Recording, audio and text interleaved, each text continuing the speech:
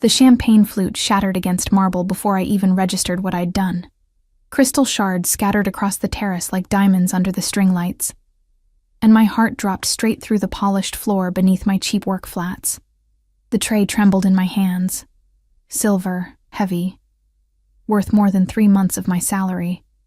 As I stared at the wreckage of what had been a perfectly balanced pyramid of glasses just seconds ago. "I'm so sorry, The apology died on my lips, because that's when I saw him. He stood near the balcony railing, partially shrouded in shadow despite the warm glow of the garden party below. The cut of his suit was so precise it looked like it had been painted onto his frame. Midnight black, probably Italian, definitely more expensive than my entire year's rent.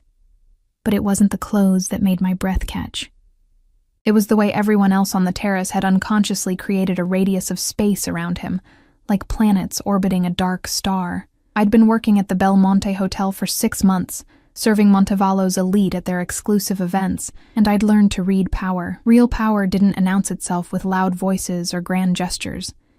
It existed in the silence that followed when someone entered a room, in the way conversations paused mid-sentence, in the subtle straightening of spines, and the careful neutrality of expressions. This man wore power like a second skin. "Miss Hayes." The event coordinator's voice cut through my frozen panic. Margaret's perfectly painted smile didn't reach her eyes as she gripped my elbow hard enough to bruise. "Clean this up. Immediately." I dropped to my knees, my black skirt pooling on the cold marble as I began gathering the larger shards. My reflection fractured in each piece. 20 versions of the same exhausted girl with dark circles under her eyes and hair that refused to stay in its regulation bun. The party hummed around me with the particular frequency of money and influence. Laughter like wind chimes, the clink of real silverware against bone china, conversations in 3 different languages about things I couldn't begin to understand. Offshore accounts, real estate portfolios, political appointments. I was invisible here, just another server in a white button-down and black vest, meant to appear and disappear like a ghost, anticipating needs before they were spoken. My fingers found a particularly sharp shard, and I hissed as it bit into my thumb. A bead of blood welled up, dark against my pale skin. I pressed it against my vest, hoping Margaret wouldn't notice. I couldn't afford to lose this job. Not with Mom's medical bills stacking up like a house of cards ready to collapse, and my studio apartment in the warehouse district where the heat barely worked, and the neighbors' arguments bled through paper-thin walls at 3 a.m. Here. A hand extended into my field of vision, holding a pristine white handkerchief. I looked up and up, following the line of a perfectly pressed black suit, until I met eyes the color of smoke and steel. Up close, he was even more devastating. Sharp cheekbones, a mouth that suggested both cruelty and sensuality, and a scar that cut through his left eyebrow like a signature of violence barely contained. No, I couldn't. My voice came out smaller than I'd intended. "Take it." Not a request. His voice was low, accented with something Mediterranean that made each word sound like dark honey poured over gravel. "You're bleeding." I accepted the handkerchief with shaking fingers, our skin brushing for half a second. His hand was warm, contrasting with the coldness that seemed to emanate from his presence. The fabric was silk, monogrammed with initials I couldn't quite make out in the low light. It felt wrong to stain something so expensive with my cheap Waitress blood. "Thank you," I whispered, wrapping it around my thumb. He didn't move, didn't step back to restore the appropriate distance between patron and server. Instead, he studied me with an intensity that made my skin prickle with awareness. Like I was a puzzle he was taking apart piece by piece. "What's your name?" "Emma." It came out automatically, even though I knew better. Rule number 1, don't give personal information. Stay invisible. "Emma Hayes. Emma." He repeated it like he was tasting each syllable, committing it to memory. Beautiful name for a beautiful woman. Heat crept up my neck. Men like him didn't notice girls like me. We existed in completely different universes. His made of penthouse suites and private jets. Mine made of double shifts and expired milk in a refrigerator that barely worked. A man appeared at his elbow, seemingly from nowhere, built like a brick wall in an identical black suit, with an earpiece and the kind of watchful eyes that catalogued every exit, every potential threat. Security, the serious kind. "Sir," the bodyguard spoke in a low murmur. "We need to move to the interior. I'm having a conversation, Marco." The words were soft, almost gentle, but something in them made the massive man step back immediately, his jaw tightening. "Of course, sir. My apologies." I gathered the last of the broken glass onto my tray with trembling hands, acutely aware of his gaze still fixed on me. The cut on my thumb throbbed in time with my racing pulse. "You should be more careful," he said. And there was something almost tender in his tone. "These people," he gestured to the party around us, "they would step over you if you fell, Emma Hayes. They wouldn't even notice the blood on their expensive shoes." There was truth in his words that stung worse than the cut on my thumb. I'd seen it before. The casual cruelty of the wealthy. The way they treated people like me as interchangeable parts in the machine of their comfort. "I'll be more careful," I managed, standing with the tray of shattered crystal. "Thank you for the—" An explosion of sound cut through the night. Not an explosion. Fireworks. The garden below erupted in bursts of gold and silver, planned entertainment for Montevallo's finest. But in that split second before my brain processed what the sound actually was, every instinct in my body screamed danger, and I saw his bodyguard reaching into his jacket, and I saw the tension that transformed the man in front of me from urbane gentleman to apex predator in the span of a heartbeat. And I saw, over his shoulder, through the glass doors leading into the hotel, a flash of something that didn't belong. A figure in black, face covered, and in their hands, something that caught the light wrong, something metal and purposeful. Time moved like honey. The man's eyes were still on me, his body turning toward the perceived threat of the fireworks. The bodyguard was speaking urgently into his wrist. And inside, through those glass doors, the figure was raising whatever they held, pointing it toward the balcony, toward him. My body moved before my mind caught up. The tray fell from my hands with a clatter that no one heard over the fireworks. I lunged forward, my palms connecting with his chest, expensive fabric and hard muscle beneath, and I pushed. He was solid, immovable, but surprise worked in my favor. He stumbled backward, his eyes widening in shock as his shoulders hit the balcony railing. "What the—" The glass doors exploded inward.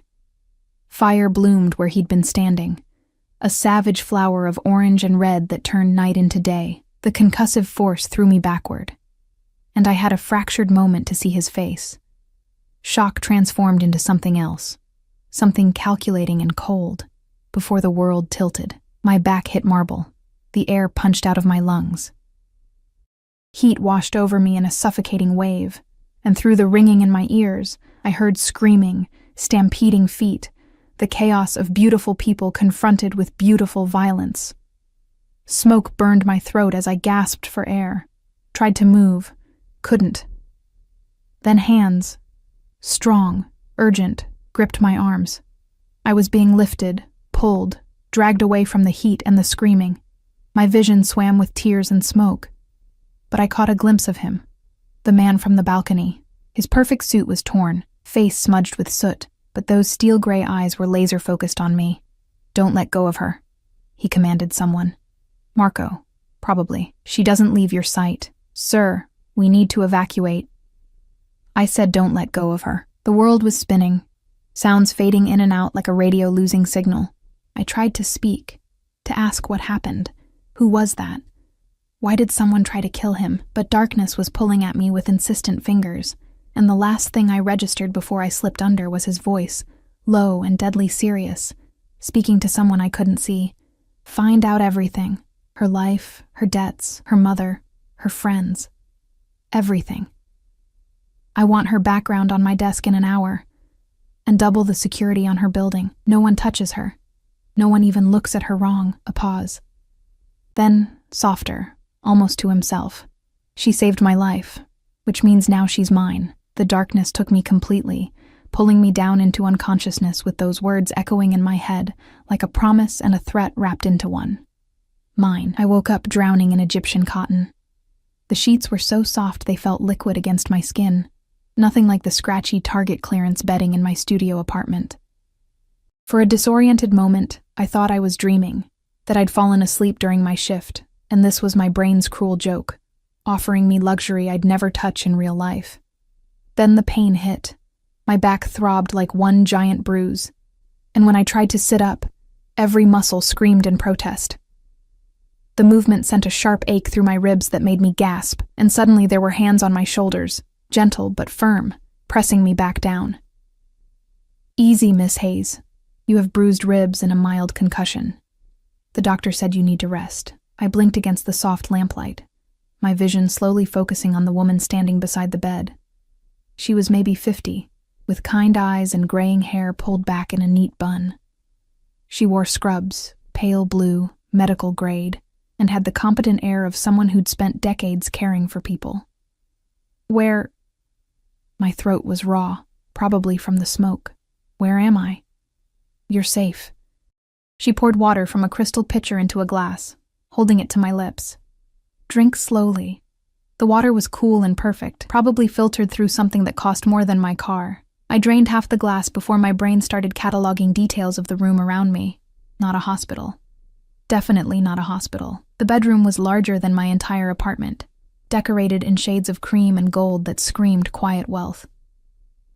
Floor-to-ceiling windows showed a view of Montevallo's skyline glittering against the night sky. We were high up, maybe penthouse level. Original artwork hung on the walls, the kind I'd only seen in museums. A fireplace, an actual marble fireplace in a bedroom, crackled softly in the corner. "What happened?" I asked, memories flooding back in jagged pieces. The party, the broken glass, steel gray eyes, the explosion. The bomb, everyone at the hotel. 4 injuries, none life-threatening. "You were the worst hurt, and only because you were closest to the blast." The nurse adjusted my pillows with practiced efficiency. "You're very lucky, Miss Hayes." "Lucky?" "Right, because getting caught in an assassination attempt was the height of good fortune." "I need to go home." I tried to sit up again, and again she stopped me. "My mom. She'll be worried. And my shift tomorrow. Oh God, did I lose my job?" Margaret was already furious about the glasses. "Your mother has been informed that you're safe and recovering from an accident. She believes you're in the hospital." The nurse's tone was soothing, the kind used on panicking patients. "Your supervisor at the Belmonte has been told you'll be taking medical leave. Everything is arranged." "Arranged? By whom?" The question stuck in my throat because I already knew the answer. "He brought you here," the nurse continued, as if reading my mind. "Mr. Russo insisted on the best care. Dr. Chen examined you thoroughly. No internal bleeding, no permanent damage. You just need rest. Russo." Finally, a name to attach to those predatory eyes. "I can't stay here." My voice came out stronger than I felt. "I don't even know him. It's not appropriate. Please, I just need to go home." The nurse's expression shifted to something almost pitiful. "Miss Hayes, your studio apartment on Warehouse Street doesn't have working heat. You're recovering from smoke inhalation and trauma. Mr. Russo has arranged. How does he know where I live?" The words came out sharper than intended, fear bleeding through as anger. "How does he know about my mother, about my apartment's heat?" She didn't answer. Didn't need to. The door opened without a knock, and my breath caught. He filled the doorway like he owned it, which, given this was clearly his penthouse, he probably did. The ruined suit from the party was gone, replaced by dark slacks and a white dress shirt with the sleeves rolled up, revealing forearms roped with muscle, and what looked like the edge of a tattoo disappearing under the fabric. His hair was damp, recently showered, and the soot was gone from his face. But that scar through his eyebrow remained. A reminder of violence survived. "Leave us, Teresa." Not a request. The nurse gathered her things without a word, squeezing my hand briefly before she slipped out. The click of the door closing sounded unnaturally loud in the sudden silence. He moved into the room with the grace of a predator, completely at ease in his territory. I was acutely aware that I was in bed, wearing what felt like silk pajamas I definitely hadn't owned before, in a strange man's home with no idea how I'd gotten here. "How are you feeling?" He pulled a chair close to the bed, too close, and sat, elbows on his knees, those steel eyes studying me with unnerving intensity. Like I was caught in an explosion. I tried to inject some backbone into my voice. "Thank you for the medical care, Mr. Russo. But I really should—" "Dante." He interrupted smoothly. "You saved my life, Emma. I think we're past formalities." Dante Russo. The name triggered something in my memory. Fragments of overheard conversations at the hotel, whispered warnings from other servers about certain guests who required extra discretion. The Russo family owned half of Montevallo's waterfront, legitimate businesses, restaurants, real estate, import-export, and underneath, like an iceberg's hidden mass, rumors of things that happened in shadows. "What happened at the party?" I asked, because I needed to understand what I'd stumbled into. "Who tried to kill you?" "Enemies." He said it like he was commenting on the weather. "I have many. It's the cost of my business. What business requires people to bomb you at charity events?" Something flickered in his eyes. Amusement, maybe, or approval. "You're braver than you look, Emma Hayes. Most people don't question me so directly. Most people probably aren't being held in your penthouse against their will. You're not being held." He leaned back, and I caught the glint of a shoulder holster under his shirt. He was armed. In his own home. "You're being protected. There's a difference. Protected from what? From the men who wanted me dead and will now want to know who pushed me out of the way." His voice was calm, matter of fact, like he was explaining something obvious. "You're on their radar now, Emma. That makes you vulnerable. That makes you my responsibility." The room suddenly felt smaller, the air thicker. "I don't want to be anyone's responsibility. I just want to go home. Home to your studio with no heat? To your overnight shifts that barely cover your mother's cancer treatments?" He tilted his head, and there was nothing cruel in his tone. Just brutal honesty. "I know everything about you now, Emma. I know you're drowning in debt. I know you work 70 hours a week between 2 jobs. I know you haven't bought yourself new clothes in 8 months because every penny goes to keeping your mother alive." Shame burned through me, hot and acidic. "You had no right. I had every right." He leaned forward again, and I caught his scent. Expensive cologne mixed with something darker. Dangerous. "You put yourself between me and a bomb. That kind of loyalty, that kind of instinct. It's rare, precious. And now you're a target because of it. So what?" My hands fisted in the silk sheets. "You're going to keep me locked up here like some kind of prisoner?" "No." His smile was slight, predatory. "I'm going to make you an offer." I waited, heart hammering against my bruised ribs. "Your mother needs treatment at the Montevallo Cancer Center. The best oncologist in the country works there. Dr. Helena Voss. Her waiting list is 2 years long, and she costs more per month than you make in a year." He paused, letting that sink in. "I can get your mother an appointment next week. I can cover all her treatments, all her medications, everything she needs. Full remission is possible, Emma. She could actually survive this." The words hit me like a physical blow. Hope, desperate, painful hope, flared in my chest before I could stop it. "What do you want in return? You stay here, under my protection. You work for me instead of the hotel. Administrative work, nothing illegal. You let me keep you safe until the threat is neutralized." His eyes held mine, and I saw calculation there, strategy. "And you let me get to know the woman who saved my life. That's it?"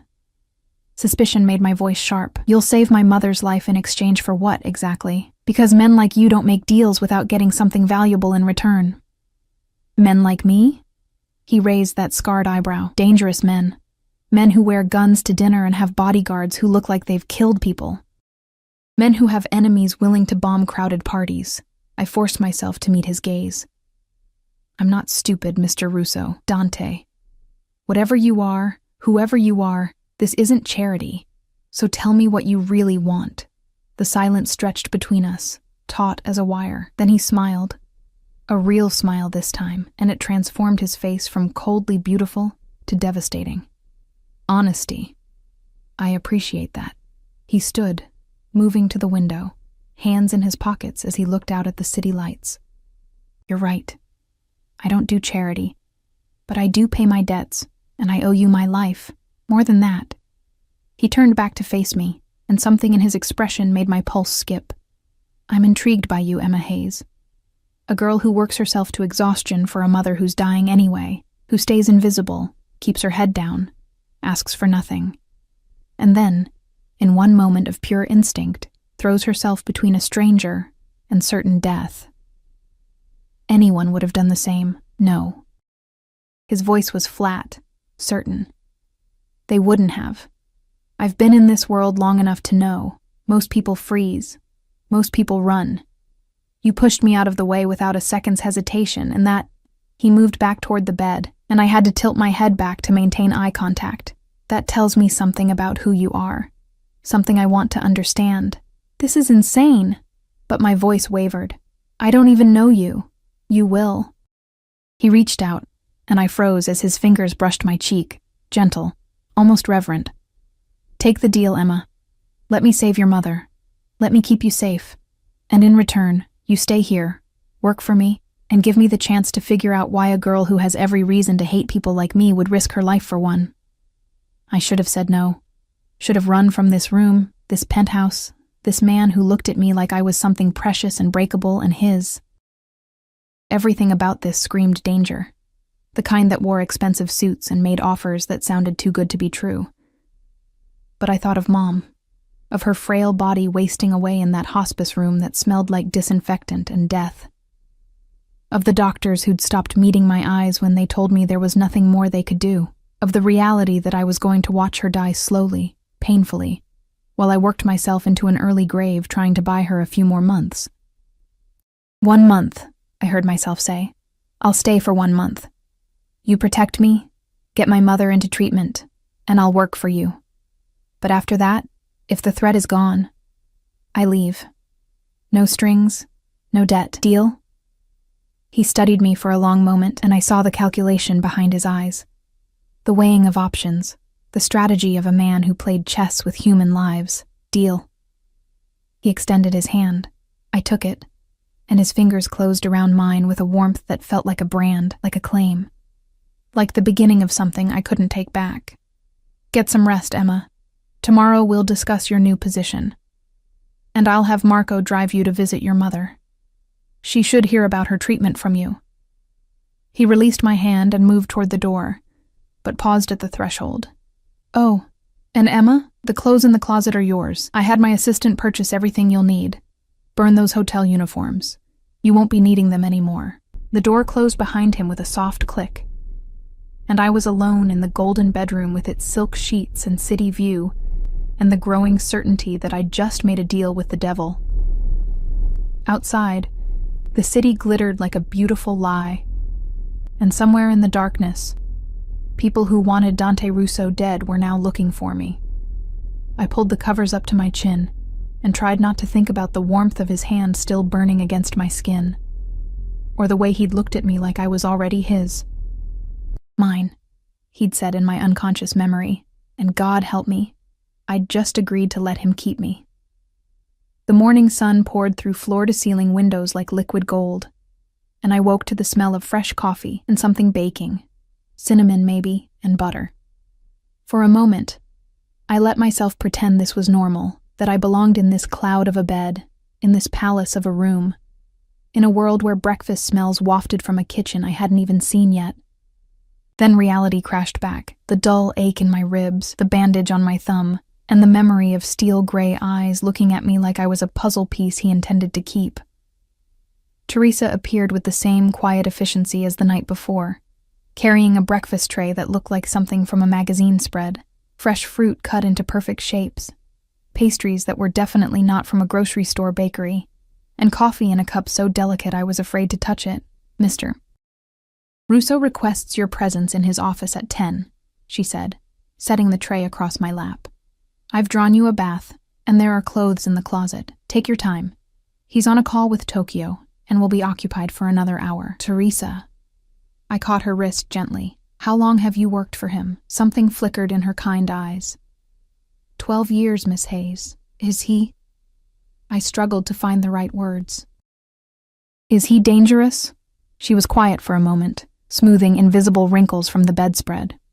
Mr. Russo is many things. Dangerous, yes, but also loyal to those under his protection. He's never harmed anyone who didn't deserve it, and he saved more lives than you might imagine. She met my eyes. You're safe here, truly. He would burn down the city before letting anyone hurt you. That should have been comforting. Instead, it sent ice down my spine, because men who would burn down cities were exactly the kind I should run from. After she left, I forced myself out of bed, every movement a reminder of yesterday's violence. The bathroom was obscene, all marble and gold fixtures, with a bathtub that could fit 3 people, and a shower that had more settings than my car. I sank into the bath Teresa had prepared, fragrant with something expensive and floral, and tried to organize my thoughts. 1 month. I'd agreed to 1 month, 30 days of playing whatever role Dante Russo wanted in exchange for my mother's life. When I put it that way, it seemed like the easiest decision in the world. What was my comfort, my safety, my freedom, compared to her survival? But the way he'd looked at me last night, like I was something he intended to own, that stayed with me, a warning my body understood even if my desperate heart wanted to ignore it. The closet turned out to be a room unto itself, lined with clothes that still had tags attached, designer labels I recognized from magazine ads, silk blouses, cashmere sweaters, tailored pants that probably cost more than a month's rent. Everything in my size, from underwear to shoes. The efficiency of it was unsettling. He'd had someone research my measurements, my style, my preferences, and execute it all in less than 24 hours. This was a man accustomed to making things happen with a snap of his fingers. I chose the simplest outfit I could find. Black pants, a cream silk blouse, low heels, and braided my hair back severely, trying to armor myself with whatever professionalism I could muster. The girl in the mirror looked like she belonged in this penthouse, and that scared me more than anything. At exactly 10 o'clock, Marco appeared outside my door. Up close, in daylight, he was even more intimidating, maybe 6'5", built like he bench-pressed cars for fun, with a scar running from his temple to his jaw and eyes that had seen things I couldn't imagine. Miss Hayes. He nodded respectfully. I'll take you to Mr. Russo. We moved through the penthouse, and I tried to map it mentally. The space was enormous, decorated with the same understated luxury as my bedroom. Original art on every wall. I recognized a Monet, or at least a very good forgery. Furniture that was beautiful but minimal, like someone had carefully curated each piece, and everywhere, subtle signs of security, cameras in corners, keypads on certain doors, windows that were definitely bulletproof. Marco stopped before a set of double doors, dark wood, ornately carved, and knocked twice. Come in. Dante's voice, muffled but commanding. The office was exactly what I expected, and somehow more. One wall was entirely windows, offering a panoramic view of Montevallo's waterfront and the ocean beyond. The others were lined with bookshelves, actual books, leather-bound and well-read, not just decoration. A massive desk dominated the space, all dark wood and clean lines, with multiple computer monitors and phones arranged with military precision. Dante sat behind it, and even sitting, he radiated that same coiled power I'd felt on the balcony. He'd dressed for business, charcoal suit, burgundy tie, hair styled back to reveal that scarred eyebrow. He looked like he could be on the cover of Forbes, or a most wanted poster. Emma. He stood, buttoning his jacket, and gestured to the chair across from him. You look well.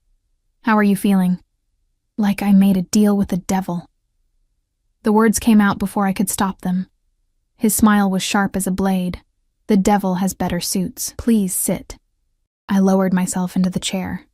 Leather, expensive, comfortable in a way that made me want to sink into it, and forced my spine straight.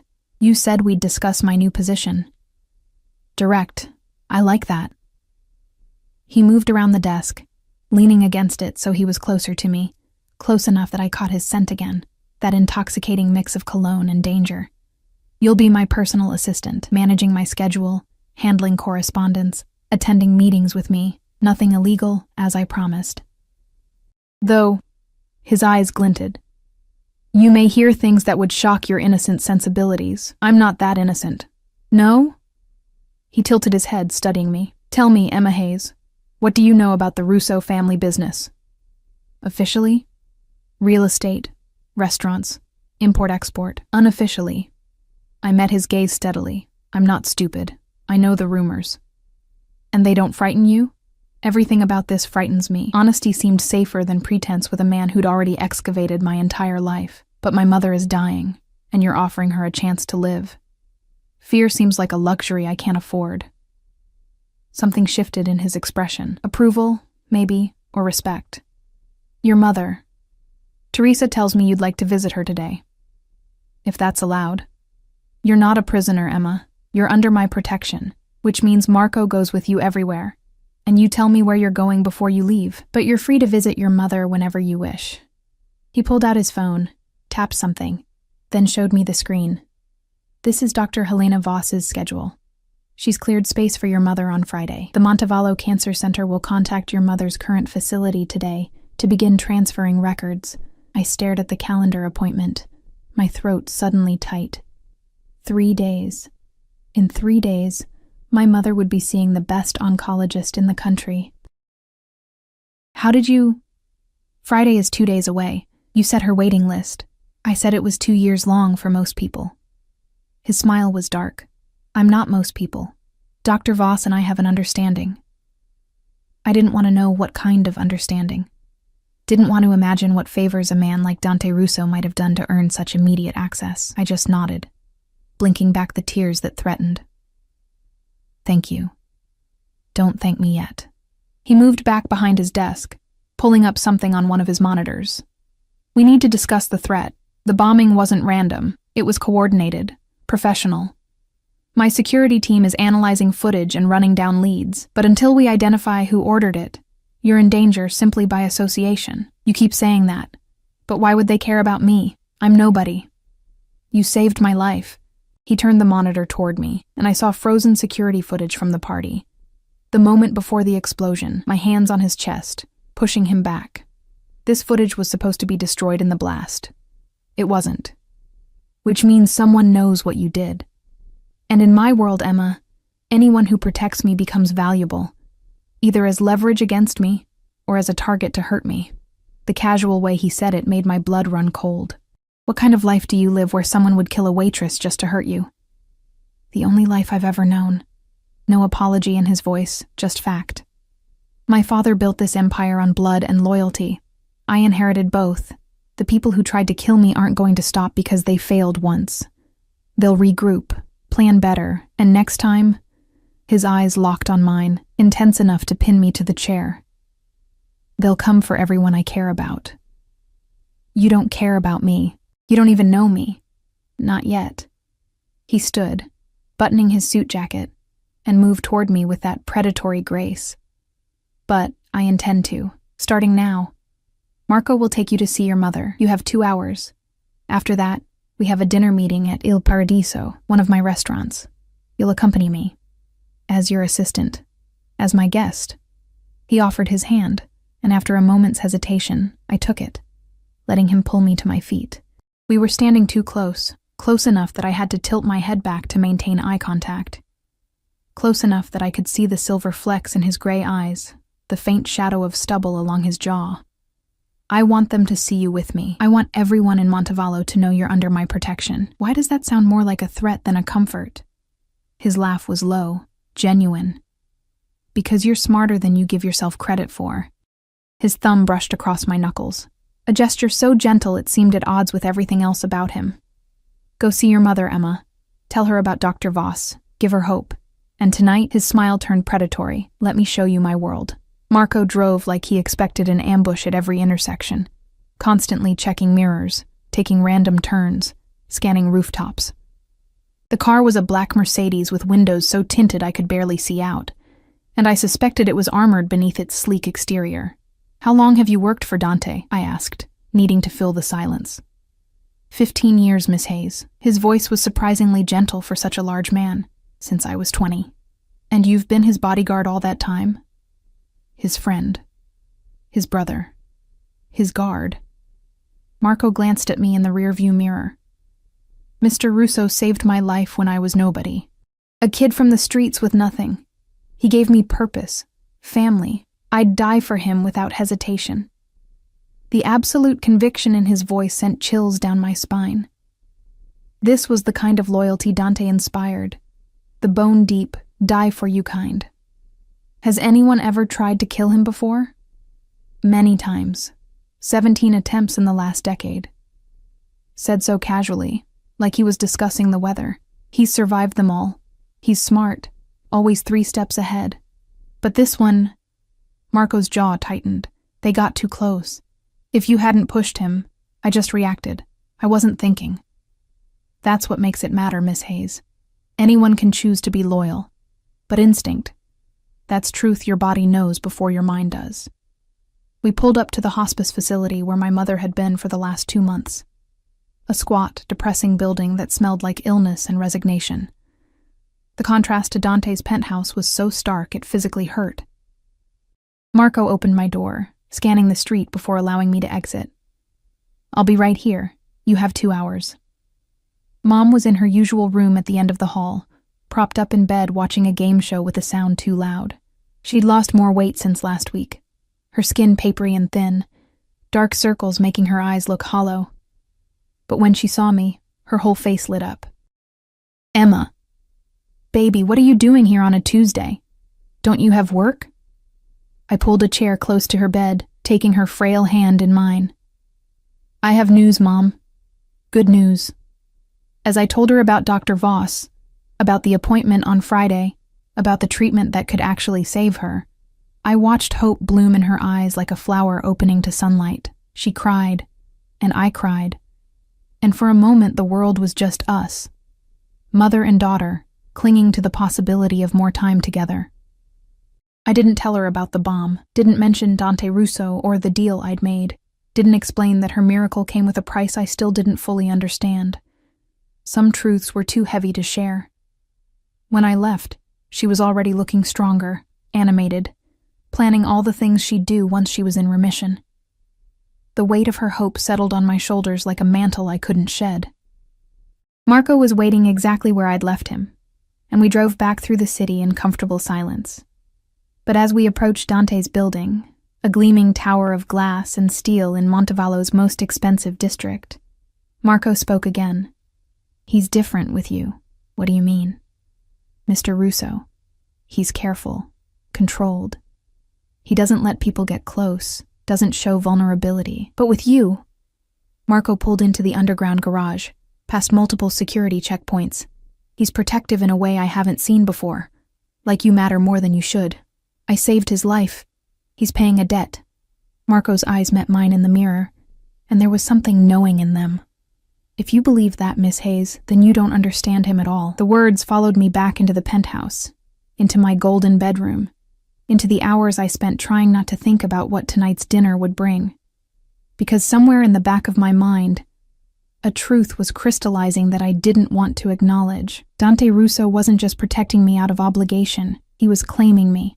And God help me, I didn't know if I had the strength to resist. Il Paradiso lived up to its name. The restaurant occupied the entire top floor of a historic building overlooking the harbor, all soaring ceilings and crystal chandeliers that scattered light like captured stars. Floor-to-ceiling windows offered a view of the ocean turning gold under the setting sun, and the air hummed with quiet conversations in multiple languages, the particular frequency of power and money dining together. I felt like an imposter in the midnight blue dress that had appeared in my closet with a note, "Wear this tonight, D." The silk clung to curves I usually hid under baggy work clothes, and the neckline dipped lower than anything I'd ever worn. Dangerous heels made me 3 inches taller. A stylist had appeared at 7, another efficiency of Dante's world, sweeping my hair into an elegant updo and applying makeup that made my eyes look enormous and mysterious. I didn't recognize the girl in the mirror. She looked like she belonged in places like this. Dante had sent Marco to escort me, and now I stood in the restaurant's entrance, acutely aware of every eye that turned my direction. The maitre d' approached with a practiced smile that didn't quite hide his curiosity. "Miss Hayes, Mr. Russo is expecting you. This way, please." We wove through tables where I recognized faces from magazine covers and news broadcasts. A shipping magnate, a tech billionaire, a woman who'd just been appointed to the federal court. This was where Montevallo's elite gathered, where deals were made over wine that cost more than my monthly salary. And in the corner, at a table that commanded a view of both the ocean and the entire restaurant, sat Dante. He stood as I approached, and something in his expression, the way his eyes tracked over me, slowly, appreciatively, made heat bloom under my skin. He'd dressed for the occasion, too. A navy suit that looked custom-made, crisp white shirt open at the collar, no tie, dangerous and elegant in equal measure. "Emma." He took my hand, bringing it to his lips in a gesture that felt both old-fashioned and intimate. "You're stunning. The dress is beautiful." I tried to deflect, uncomfortable with the intensity of his gaze. "Thank you." "The dress is just fabric." His voice dropped lower, meant only for me. "You make it beautiful." He guided me to my seat with a hand on the small of my back, possessive, claiming, and I was hyper-aware of every place we touched. Marco took up position at a nearby table with two other men I recognized as Dante's security, their eyes constantly scanning the room. A waiter appeared immediately, pouring wine without asking, setting down small plates of something that looked like art. "We're waiting for one more," Dante said, dismissing the waiter with a slight nod. "A business associate. I want you to observe tonight, Emma. Watch how people interact with me, what they say and what they don't say. Your job as my assistant will require reading rooms, understanding dynamics. Is this a test? It's an education." He lifted his wine glass, studying me over the rim. "Tell me about your mother. How was she?" The shift to personal threw me off balance, which was probably intentional. Hopeful. More alive than I've seen her in months. "She's already planning what she'll do after treatment, gardening, traveling, things she'd given up on." I took a sip of wine to steady myself. "Thank you for that. Whatever else happens, whatever this costs me, seeing her have hope again, it's worth it." Something flickered in his expression. Not quite guilt, but close. "What do you think this will cost you, Emma?" "I don't know yet." Honesty seemed safer than lies with him. "But men like you don't give without taking. You said you wanted to get to know me, to understand why I saved you, but I think there's more to it than that, perceptive." He leaned back, entirely at ease in his kingdom. "You're right. There is more. But we have time to explore that. Tonight is about something else." Before I could ask what, a man approached our table, 60-ish, silver hair, expensive suit, with the kind of smile that didn't reach his eyes. Power radiated from him, but it was different from Dante's, more corporate, less dangerous. "Dante. Always a pleasure." They shook hands, and I caught the way the older man's grip lingered a fraction too long, a test of dominance that Dante won without apparent effort. "Robert, thank you for coming." Dante gestured to me. "This is Emma Hayes, my personal assistant." "Emma? Robert Castellano. He owns half the construction contracts in Montevallo." "Miss Hayes." Robert's eyes raked over me in a way that made my skin crawl. "A pleasure." "Dante, you didn't mention you'd hired such a beautiful assistant. Recent acquisition." Dante's voice was mild, but something in it made Robert's smile falter. "Emma is also under my personal protection. I trust that's clear." The warning was unmistakable. Robert's expression shifted to careful neutrality. "Of course, my apologies if I seemed forward." As Robert took his seat, I realized what I was witnessing. Dante marking territory. Not just protecting me, but claiming me publicly, letting everyone who saw us know I was his. The thought should have angered me. Instead, it sent a confusing heat through my veins. Dinner progressed like a chess match. Robert wanted Dante's backing on a waterfront development project, something about luxury condos and marina expansion. The numbers were staggering, the profit margins obscene, but beneath the business talk, I sensed something else. Tension. Calculation. "The permits are already arranged," Robert was saying. "City Council is on board. Environmental impact approved. We just need capital and your connections to smooth the remaining obstacles. Connections. Dante's smile was sharp. You mean you need me to handle the union problems and the residents who don't want to be displaced? I prefer to think of it as community outreach. I watched Dante's face, reading the micro-expressions Teresa had taught me to look for during our prep session that afternoon. The slight tightening around his eyes, the way his fingers drummed once, just once, against his wine glass. Who else is investing? I asked, surprising myself. Both men turned to me. Robert's expression was condescending. I'm sorry, dear. The financial details are probably too complex. She asked a relevant question. Dante's voice cut through the dismissal like a blade. Answer her, Robert. Robert's jaw tightened. Private investors. A consortium I've put together. Names. Dante's tone allowed no deflection. The older man rattled off a list, and I caught the way Dante's expression cooled with each name.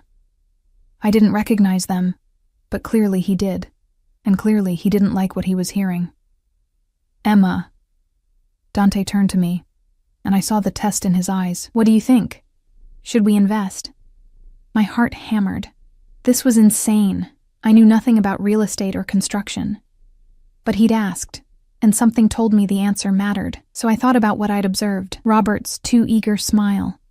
The way he'd dismissed me immediately. The list of investors that had made Dante's eyes go cold. No, I said quietly.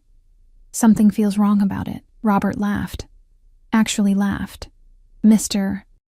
Russo, surely you're not basing business decisions on feminine intuition. I'm basing them on the fact that 3 of your private investors are currently under federal investigation for money laundering. Dante's voice was silk over steel. And the fact that you came to me because your legitimate funding fell through. You want to use my name, my reputation, to legitimize a project that's likely a front for something else. Did you think I wouldn't check? The color drained from Robert's face. Dante, I can explain. Don't. Dante stood, and the temperature at the table dropped 10 degrees. We're done here, Robert. And if I hear you've approached any of my associates with this deal, if I hear you've used my name in any capacity, I'll make sure every permit you have gets tied up in red tape for the next decade. Are we clear? Robert stood too, hands raised placatingly. Crystal clear. My apologies for wasting your time. He left quickly, and several nearby tables had gone quiet, sensing the shift in atmosphere. Dante sat back down, utterly calm, and took a sip of his wine as if nothing had happened. How did you know? I asked, still processing what I'd witnessed. I had Marco run background checks on everyone Roberts worked with in the last year, the moment he requested this meeting. Dante's smile was predatory.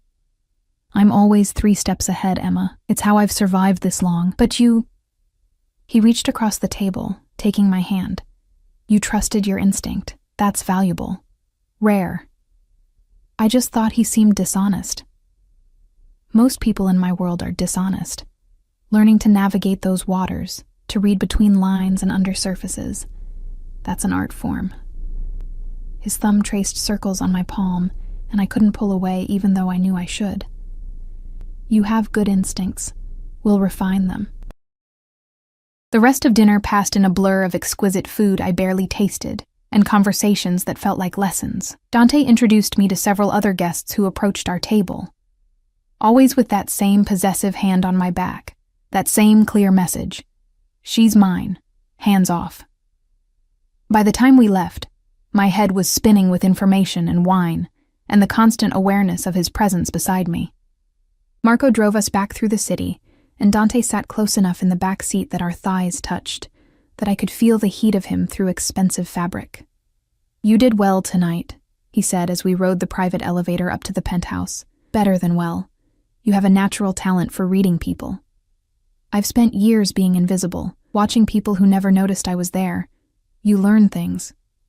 You'll never be invisible again. The elevator doors opened, and he guided me into the penthouse with that hand on my back that was becoming familiar, dangerous. Not to me, not to anyone in my world. Tonight made sure of that. We stood in the foyer, and I knew I should go to my room, put distance between us, remember that this was temporary, transactional, but his hand was still on my back, and his eyes were dark with something that made my pulse race. Emma, My name in his voice was a caress. Do you know why I really asked you to stay here? Why I'm not just hiding you in a safe house with round-the-clock security to pay your debt? My voice came out breathless. No. He stepped closer, and I had to tilt my head back to maintain eye contact. Because from the moment you pushed me out of the way of that bomb, from the moment I saw you on your knees cleaning up broken glass with blood on your hands, I've been unable to think about anything else. You haunt me, Emma Hayes. Your courage, your sacrifice, your stubborn refusal to be anything less than honest, even when lies would serve you better. His hand came up to cup my face, thumb brushing across my cheekbone with devastating gentleness. I told myself it was gratitude, obligation. But the truth is, his voice dropped to barely a whisper. I want you. Not as an assistant, not as someone under my protection. I want you in my world, by my side, in my bed. I want to know every thought in your head, every dream you've buried, every part of yourself you've hidden away. I should have been terrified, should have pulled away, reminded him of our deal, maintained boundaries, but his touch was fire on my skin, and something in me, something hungry and desperate and tired of always being invisible, wanted to lean into it. This is crazy, I whispered. You don't even know me. Then let me know you. His forehead touched mine, and we breathed the same air. Stay with me tonight. Not because of our deal, not because of your mother. Stay because you want to. Every rational thought screamed at me to walk away. This man was dangerous. His world was violence and secrets and enemies who planted bombs. Getting closer to him would only drag me deeper into darkness I didn't understand. But his hands were gentle on my face, and his eyes looked at me like I was something precious. And God help me. I was so tired of being alone. One night, I heard myself say, just tonight. His smile was triumph and tenderness wrapped together. Just tonight, he agreed. But we both knew it was a lie. He kissed me then, slow and deep, and I tasted wine and danger and the beginning of something I couldn't take back. His hands slid into my hair, careful of the elegant styling, and I gripped his jacket like it was the only thing keeping me anchored. When he finally pulled back, we were both breathing hard, and his eyes had gone molten silver. Come. He took my hand, leading me through the penthouse to a room I hadn't seen. His bedroom, all dark colors and masculine lines, with windows that showed the city sprawled below like conquered territory. He undressed me slowly, reverently, like unwrapping something precious. The expensive dress pooled at my feet. His suit followed, and when we tumbled into sheets that smelled like him, when his hands mapped every inch of my skin like he was memorizing me, I let myself forgot about bombs and threats and deals with devils, forgot about the timer ticking on our arrangement, forgot that men like Dante Russo didn't keep girls like me. They used them and discarded them when something shinier came along. I let myself pretend, for just one night, that his whispered words against my skin, beautiful, precious, mine, were true. That I could belong in his world, that this was real. Later, as I lay in his arms with the city lights painting patterns on the ceiling, his phone buzzed. He reached for it, careful not to disturb me, and I felt him go tense. What is it? I asked, drowsy and sated. Marco. They identified one of the men behind the bombing. His voice was flat, dangerous. Viktor Kozlov, Russian mob, works for Alexei Volkov. The names meant nothing to me, but clearly they meant something to him. Volkov has been trying to move into my territory for years. He wants the waterfront, the ports, the supply chains I control. Dante's arm tightened around me, protective. This wasn't just about killing me, it was about destabilizing my organization, creating chaos he could exploit. What happens now? He was quiet for a long moment. Now I remind everyone why they should fear the Russo name. But first, he turned to face me, and even in the darkness I could see the predatory gleam in his eyes. I make sure you're untouchable. Tomorrow we make a public statement. A charity event, cameras everywhere. I want Volkov to see that you're not just under my protection, you're mine. That touching you means war, Dante. No arguments, Emma. You saved my life. I'll protect yours no matter what it costs." His kiss was fierce, claiming, "Sleep. Tomorrow we show Montevallo that Emma Hayes belongs to Dante Russo." And as I drifted off in his arms, wrapped in silk sheets and dangerous promises, I couldn't shake the feeling that I'd just crossed a line I could never uncross.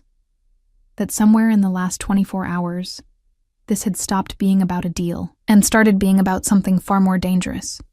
The charity gala was a declaration of war wrapped in champagne and designer gowns. Dante had explained it over breakfast. A lavish spread I barely touched, too nervous about what the evening would bring. The Montevallo Children's Hospital benefit was one of the city's biggest social events, attended by everyone who mattered. Politicians, business leaders, old money families, and the kinds of people who controlled things from shadows. "Volkov will be there," Dante had said, his hand covering mine across the table. "He's a major donor, uses it to legitimize his operations. When he sees you with me, when he understands what you are to me, he'll know that coming after you means all-out war." It's a message, Emma, one he can't ignore, what I was to him. The words echoed in my head as a team of stylists transformed me in the penthouse's spare bedroom, now apparently my personal salon. They worked with military precision. Hair swept into an intricate updo, makeup that made my eyes smoky and mysterious, nails painted a deep burgundy that matched the gown hanging nearby. The dress was a masterpiece, deep red silk that clung to every curve before flowing to the floor, with a neckline that plunged dangerously and a slit up one thigh that seemed almost indecent. Diamonds. Real diamonds, Dante had assured me, glittered at my throat and ears, borrowed from a collection that probably cost more than my entire neighborhood. When I finally looked in the mirror, I didn't recognize myself. The girl staring back looked powerful, dangerous, like she belonged on Dante's arm. Teresa appeared in the doorway, holding a small box. "From Mr. Russo," she said, her smile knowing. Inside was a bracelet, delicate platinum links with a single charm, a small key, encrusted with tiny diamonds. The symbolism wasn't lost on me. He was claiming me publicly, marking me as his with jewelry that screamed ownership. I should have refused it, should have drawn a line between what we'd shared last night and what this was. A performance, a strategic move in a game I didn't understand. But my fingers were already fastening the clasp, the metal warm against my skin. Dante was waiting in the foyer when I emerged, and the look on his face made my breath catch. He wore a tuxedo that looked like it had been sewn onto his body, midnight black with a bow tie that matched my dress, but it was his eyes that held me. Molten silver, hungry, possessive. "Cristo," he breathed, moving toward me with predatory grace. "You're going to start a war looking like that. Isn't that the point?" His smile was sharp as a blade. He offered his arm, and I took it, feeling the coiled strength beneath expensive fabric. Marco and 3 other guards fell into formation around us as we headed to the elevator. The gala was being held at the Montevallo Grand, a historic hotel even more opulent than the Belmonte. We arrived in a convoy of black vehicles that screamed security, and camera flashes exploded as Dante helped me from the car. Photographers shouted questions, and I caught fragments. "Mr. Russo, who is your date?" "Miss, what's your name?" "Dante, is this a new relationship?" Dante's hand settled on my lower back, possessive and unmistakable, as he guided me up the red carpet. He didn't answer the questions, didn't need to. The message was clear in every gesture, every protective touch. She's mine. Inside, the ballroom was a fantasy of crystal and gold. Chandeliers the size of cars hung from frescoed ceilings, and floor-to-ceiling windows overlooked the harbor. Women in gowns that cost more than cars glided across marble floors, while men in tuxedos discussed deals worth millions, and everyone, turned to stare as we entered. I felt their eyes like physical touches, cataloging, judging, wondering who I was and what I meant to Dante Russo. Conversations paused mid-sentence. Glasses froze halfway to lips. The weight of their attention was suffocating. "Breathe," Dante murmured against my ear, his hand tightening on my waist. "You're doing perfectly. Let them look. Let them wonder. By the end of tonight, every person in this room will know you're untouchable. We made our way through the crowd, and Dante played his role flawlessly, introducing me as my Emma to business associates, keeping me tucked against his side, his touch constantly possessive. Hand on my back, fingers laced through mine, arm around my waist. Each gesture a claim, a warning. I met dozens of people whose names I'd never remember. A state senator, the CEO of a shipping company, a federal judge who looked at Dante with barely concealed distaste. All of them assessed me, trying to figure out what I was. Mistress, girlfriend, future wife? The truth was, I didn't know either. Then I felt Dante go still beside me, tension radiating through his frame. I followed his gaze across the ballroom to where a man stood surrounded by his own entourage of expensive suits and barely concealed security. He was maybe 50, with silver hair and the kind of face that might have been handsome, before it hardened into cruelty. His suit was impeccable, his watch probably worth a fortune. But it was his eyes that made my skin crawl, pale blue, cold as Arctic ice, assessing everything with the calculation of a predator. Volkov, Dante said quietly, and I felt the name like a curse. Alexei Volkov crossed the ballroom with the confidence of a man who owned everything he touched. His guards fanned out subtly, mirroring Dante's security, and I realized I was watching two apex predators circle each other in a room full of prey. Dante. Volkov's accent was thick, Russian, turning the name into something almost mocking. What a surprise to see you here. I heard you had a little accident at the Belmonte party, nothing I couldn't handle. Dante's voice was mild, but his hand on my waist tightened protectively. Alexei, I see you're still buying your way into Montevallo's good graces. We all have our methods. Those cold eyes slid to me, and I fought not to shiver. And who is this beautiful creature? I don't believe we've been introduced. Emma Hayes, Dante said before I could speak, my personal assistant, and much more than that. The emphasis on those last words was unmistakable. Volkov's smile didn't reach his eyes. Charming. Tell me, Miss Hayes, how does one become Dante Russo's personal assistant? I'm always looking for talented people. She's not available, Dante cut in, his voice dropping to something dangerous. For employment or anything else, I believe I'm making myself clear, Alexei. Crystal. But Volkov's eyes stayed on me, assessing, calculating. You have excellent taste, Dante. I hope you're taking good care of such a precious acquisition. It would be terrible if something were to happen to her. The threat was barely veiled, and I felt Dante's entire body coil like a spring ready to snap. Marco shifted closer, hand moving subtly toward his jacket. The temperature in our little circle dropped 20 degrees. If anything happens to her, Dante said, his voice soft as silk and deadly as poison. If she gets so much as a scratch, if someone looks at her wrong, I will burn your entire organization to the ground. I will hunt down everyone you care about, everyone you've ever protected, and I will make them suffer in ways that keep you awake at night. Do we understand each other? Volkov's smile was thin. Perfectly. Enjoy your evening, Dante. Miss Hayes. He nodded to me, then melted back into the crowd with his security in tow. The moment he was gone, Dante pulled me close, his forehead touching mine. Are you all right? I just met the man who tried to kill you. My voice shook slightly. The man who might try to kill me, so no, I'm not all right. He won't touch you. Dante's hands cupped my face, thumbs stroking my cheekbones. I meant every word I said. You're under my protection, Emma. That means you're safer than the president.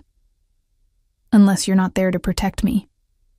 Something flickered in his eyes, acknowledgement of the truth we both knew. He couldn't be everywhere, couldn't guard me every second. Being with him made me a target, and all the promises in the world couldn't change that. Dance with me, he said suddenly, taking my hand and leading me to the floor where couples swayed to a string quartet. He pulled me into his arms, one hand on my waist, the other holding mine against his chest. We moved together with surprising ease, and I let myself sink into the moment, the music, the warmth of his body, the way he looked at me like I was the only person in the room. What happens after tonight? I asked quietly. After you've made your statement, shown Volkov I'm yours, then we wait. He'll either back down or escalate. If he's smart, He'll realize that touching you isn't worth the war it would start. Dante spun me gently, bringing me back against him, and you continue being my assistant, living in my penthouse, driving me slowly insane with those eyes. Dante. I know. His thumb traced my lower lip, and my breath caught. I know this wasn't part of our deal. I know you agreed to 1 month, nothing more. But Emma? His eyes held mine, vulnerable in a way I'd never seen. I don't want this to end. What we have, what's growing between us, it's real. Tell me you feel it too. I did. God help me. I felt it in every racing heartbeat, every time he touched me, every moment his eyes found mine across a room. This dangerous, impossible thing that had bloomed between a girl from the warehouse district and a man who ruled Montevallo's underworld. It's crazy, I whispered. The best things usually are. He leaned down, his lips brushing mine in a kiss that was gentle and claiming at once. Around us, I felt the room's attention sharpen, camera phones appearing, whispered conversations spreading like wildfire. This kiss was a public claim, a line drawn in sand that was really concrete. When he pulled back, his smile was triumphant. There. Now everyone knows. You're mine, Emma Hayes, in every way that matters. The rest of the evening passed in a blur of champagne and careful conversations. Dante kept me close, introducing me to people whose names appeared in Forbes and political offices. I smiled, made small talk, played the role of dutiful girlfriend or mistress or whatever they assumed I was. But I was hyper-aware of Volkov's presence across the room, those cold blue eyes finding me periodically, assessing, and of Dante's guards, constantly vigilant, scanning for threats. This was my life now, luxury and danger wrapped together, indistinguishable. We were preparing to leave when a commotion erupted near the entrance, raised voices, security moving, and then my mother. She stood in the doorway in her hospital robe and slippers, looking frail and confused, supported by a nurse I didn't recognize. Her eyes found me across the ballroom, and relief flooded her face. Emma! Oh, thank God, Emma! I broke from Dante's side, rushing toward her, my heart hammering. Mom? What are you doing here? You should be resting. They said you were in the hospital. She gripped my arms, and I felt how weak she'd become. They said there was an accident, that you were hurt. I had to see you, had to make sure. Who told you that?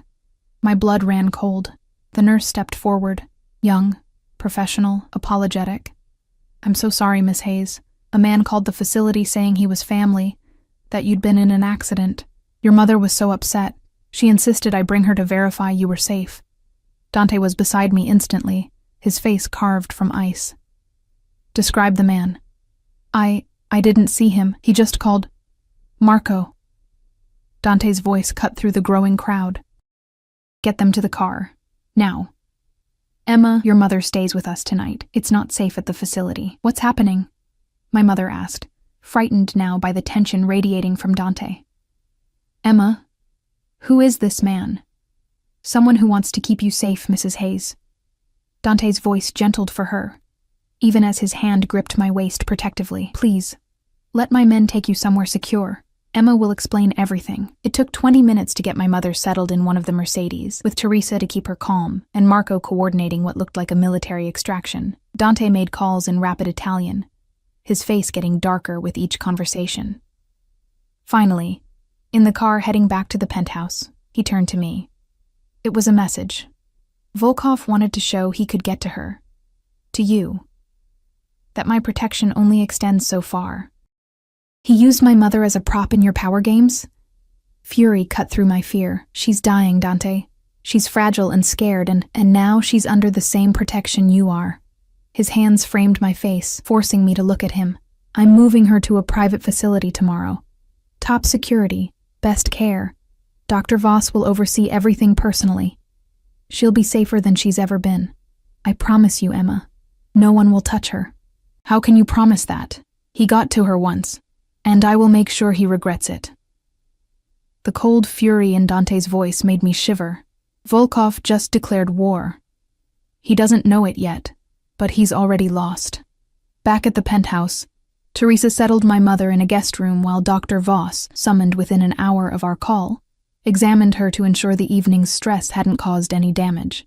I sat with Mom, holding her hand while she drifted into medicated sleep, still confused, but relieved I was safe. Dante found me there an hour later, slumped in the chair beside her bed, exhausted and overwhelmed. "Come," he said softly, offering his hand. "She's safe now. You need rest too." I let him lead me to his bedroom, our bedroom now, I supposed, given where I'd spent the last 2 nights. He undressed me gently, replacing the expensive gown with one of his shirts, and pulled me into bed against him. "I'm sorry," he murmured into my hair. "I didn't think he'd move this fast, this boldly, but Emma—" He tilted my face up to his. "I meant what I said. I will protect you both, whatever it takes, even if it means war, especially then." His kiss was fierce, claiming, "You're mine now. Your mother is under my protection. That makes you family, Emma.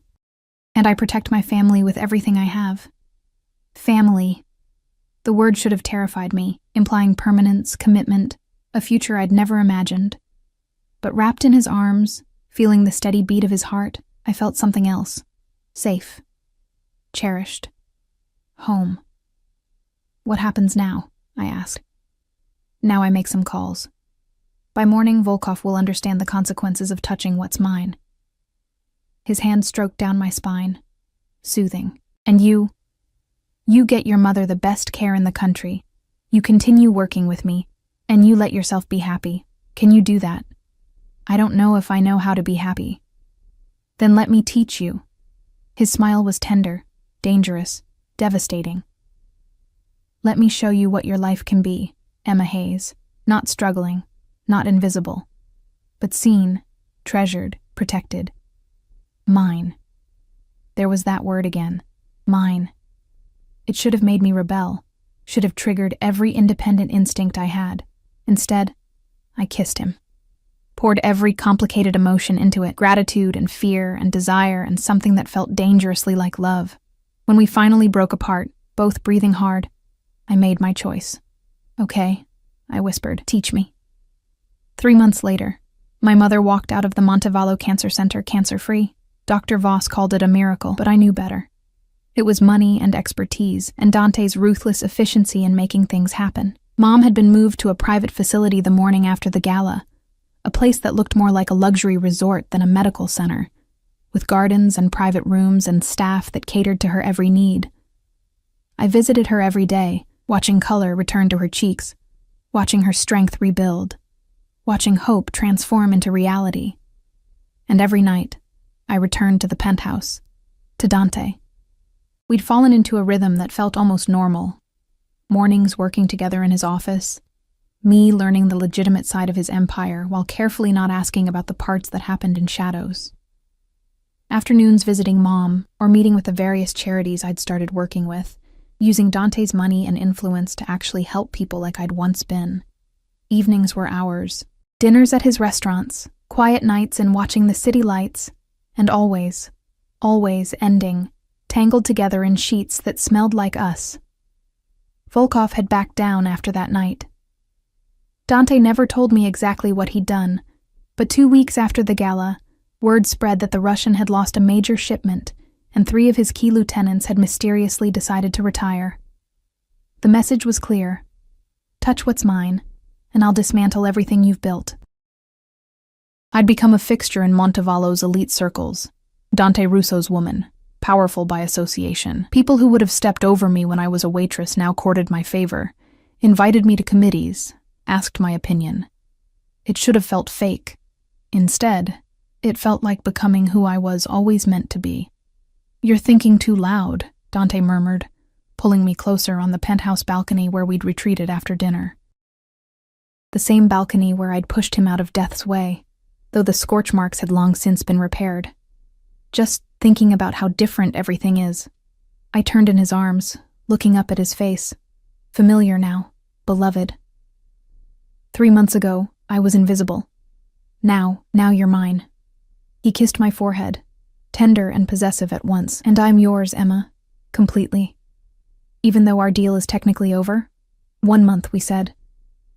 His smile was wolfish. "I believe the terms have been renegotiated." "Oh?" I don't remember signing new paperwork. No. But you moved your things into my closet. You started introducing me as your boyfriend. You let me put my ring on your finger. He caught my left hand, where a diamond, obscenely large and beautiful, caught the city lights. He'd proposed last week, not with flowers and champagne, but after a charity board meeting where I'd brilliantly navigated a political minefield. He'd pulled me into his office, closed the door, and said, "Marry me. Not because of a deal, not because I saved your mother. Marry me because I can't imagine my life without you in it." I'd said yes before my brain caught up with my heart. "Your mother approved," Dante continued, pulling me closer. "When I asked her permission, she cried. Said she'd never seen you so happy. I didn't know I could be this happy."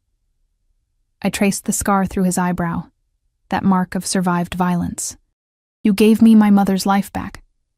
You gave me a purpose, a place in the world. You made me visible. No, amore mio." His hands framed my face with devastating gentleness. "You were always visible to me. From that first moment, covered in blood from broken glass, trying to stay invisible when you were the most real person in that room. I didn't make you anything. I just gave you the space to become who you already were." Tears pricked my eyes, happy and overwhelmed. "I love you. I know it's crazy. We barely know each other. We know everything that matters." His kiss was deep, claiming home, and we have a lifetime to learn the rest. A lifetime. With this dangerous, devoted man who'd turned my world inside out, who'd taken a desperate deal and transformed it into something real, something lasting. "Dance with me," I said, echoing that night at the gala. There was no music, just the city humming below and the wind carrying salt from the ocean. But Dante pulled me into his arms, and we swayed together under the stars, two people who'd found each other in explosions and bargains and impossible choices. I would have pushed anyone out of the way. I admitted softly. "It wasn't special, just instinct. But you pushed me, and that changed everything." His lips brushed my temple. "My Emma. My brave, beautiful girl who saved my life and stole my heart.